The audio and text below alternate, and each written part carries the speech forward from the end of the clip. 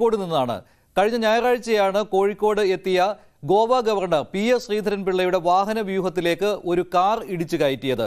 Car കുറച്ചു ദൂരം സഞ്ചരിച്ചിരുന്നു. അവിടെ ഗോവ ഗവർണറുടെ വാഹനത്തിലും എസ്കോർട്ട് വാഹനത്തിലും മധ്യയായിട്ട് കാർ കയറ്റുവാനുള്ള ശ്രമമാണ് നടന്നത്.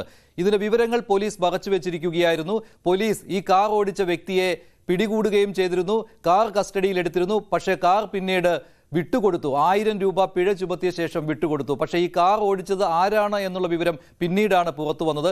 CPM-ന്റെ കോഴിക്കോട് ജില്ലാ സെക്രട്ടറിയുടെ മകനായിരുന്നു ഈ കാർ ഓടിച്ചത്. അദ്ദേഹത്തിന്റെ പേരിലുള്ള കാറായിരുന്നു ഇത്.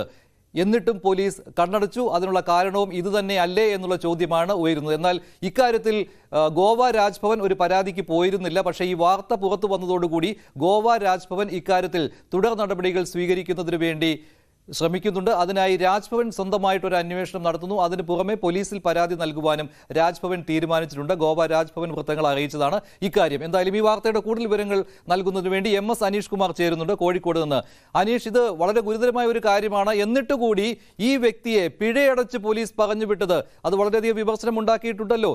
എന്താണ് പോലീസ് ഇപ്പോൾ പറയുന്ന ന്യായീകരണം? എന്തായിരുന്നു ഈ ജൂലിയസ് എന്ന ഈ വ്യക്തിയുടെ ഉദ്ദേശ്യം?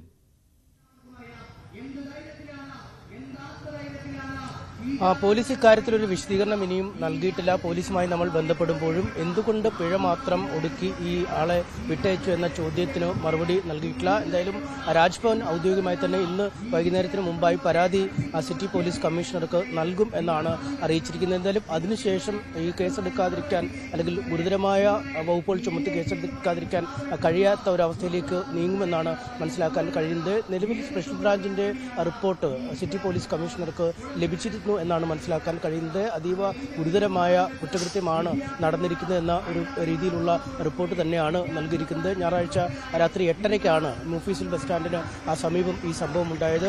നമുക്കറിയാം, അതീവ സുരക്ഷാ കാറ്റഗറിയിൽ പെടുന്ന ആളാണ് ഗോവ ഗവർണർ. അദ്ദേഹത്തിന്റെ വാഹന വ്യൂഹത്തിനൊപ്പം അകമ്പടി വാഹനങ്ങളും ഫയർഫോഴ്സിന്റെയും ആംബുലൻസും അടക്കമുള്ള നിരവധി വാഹനങ്ങൾ ഉള്ള ഒരു സാഹചര്യം കൂടെയുണ്ട്.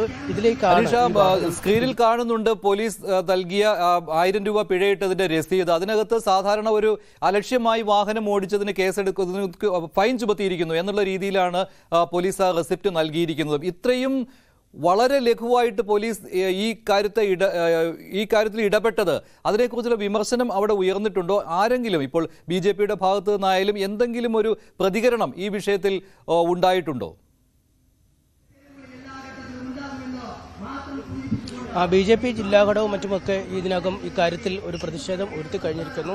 ഈ ഉയർന്ന CPM നേതാവിന്റെ, അതായത് ജില്ലയിലെ ഏറ്റവും മുതിർന്ന CPM-ന്റെ ജില്ലാ സെക്രട്ടറിയുടെ തന്നെ മകനായതുകൊണ്ടാണ് ഇത്തരത്തിൽ ലഘു സ്വഭാവത്തോടുകൂടി കേവലം 1000 രൂപ പിഴ ഈടാക്കി ഈ ജൂലിയൻ നികിദാസിനെ വിട്ടയച്ചത് അല്ലെങ്കിൽ കസ്റ്റഡിയിൽ എടുക്കാതിരിക്കുന്നത് എന്നാണ് അവർ പറയുന്നത്. വലിയ പ്രതിഷേധം തന്നെ ഇക്കാര്യത്തിൽ ഉയർത്താനുള്ള നീക്കത്തിലുമാണ് BJP. നമുക്കും മനസ്സിലാക്കാം, കാരണം ഒരു ഗവർണറുടെ വാഹന വ്യൂഹത്തിലേക്ക് ഒരു വാഹനം പെട്ടെന്ന് ഇടിച്ചു വരുമ്പോൾ അതിനെതിരെ നടപടിയെടുക്കണമെന്ന ഒരു ആവശ്യം അല്ലെങ്കിൽ അത്തരത്തിൽ പോലീസുകാരുടെ ഭാഗത്തു നിന്നുമൊക്കെ ഉണ്ടായിരുന്നു. എന്നാൽ പിന്നീടാണ് ഇത് ആളാരാ എന്ന് മനസ്സിലാക്കുന്നത്. അതുകൊണ്ട് തന്നെ വാഹനം കസ്റ്റഡിയിൽ എടുക്കുന്നതിനോ ഈ ആളെ കസ്റ്റഡിയിൽ എടുക്കുന്നതിനോ പോലീസ് തയ്യാറാവാതിരുന്നത് എന്ന് നമുക്ക് വ്യക്തമാണ്. എന്തായാലും ഒരു പിഴ ഒന്നും ചെയ്തില്ല എന്ന് വരാതിരിക്കും. ഒരു പിഴ ഈടാക്കി 1000 രൂപ പിഴ ഈടാക്കി അശ്രദ്ധമായ വാഹനം ഓടിക്കലിന് ചുമത്തിയാണ് ഇപ്പോൾ ഫൈൻ ഈടാക്കിയിരിക്കുന്നത്. പക്ഷേ ഇതുകൊണ്ടൊന്നും കാര്യങ്ങൾ തീരില്ല.